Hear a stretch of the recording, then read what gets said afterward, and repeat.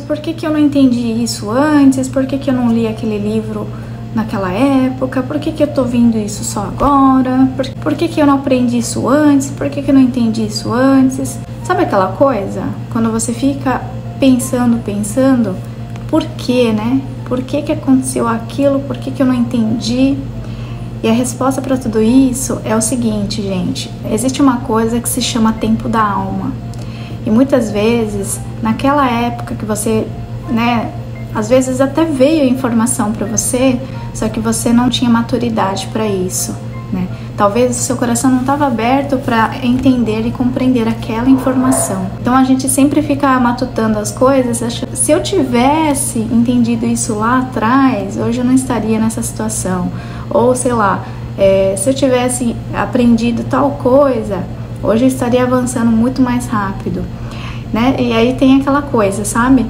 Existe o tempo da alma, né? Como eu estava falando para vocês. O tempo da alma é dizer que as informações, o aprendizado, as coisas que você precisa aprender, ele só vai vir no tempo oportuno, ou seja, no tempo da sua alma.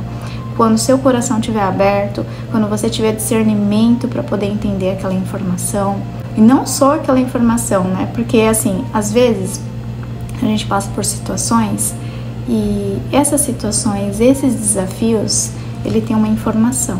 E aquela informação, às vezes, não era o seu momento, entende? E hoje, quando veio, você já está mais maduro, você tem uma outra mentalidade, seu coração está mais aberto em relação a isso. E aí você está mais preparada para o entendimento, compreende? Então, existem N coisas aí que acontecem na nossa vida que a gente não compreende de fato. E aí mais tarde, por exemplo, aquele mesmo livro que você não conseguiu ler naquela época, ele vai cair na sua mão. E aí quando você for ler, provavelmente o seu coração já vai estar mais aberto, você vai ter um pouco mais de discernimento, maturidade, e você vai entender que aquilo era para aquele momento, entende? Aquele aprendizado veio no tempo oportuno. A situação que você está vivendo, às vezes pode ser difícil, e às vezes é um grande desafio realmente. E tem uma informação em relação a isso. É o aprendizado que o universo, Deus, né, nos permitiu ter para a evolução da nossa alma. Então, a gente para e pensa assim, né? A gente está no plano material, eu tenho que trabalhar, de repente eu tenho um relacionamento, e a gente passa muito no automático, passa muito batido, e a gente não entende. Quando a gente está no processo de despertar, né, que eu falo que é o processo da evolução da nossa alma, a gente passa a ter esse discernimento, as coisas começam a acontecer, entende?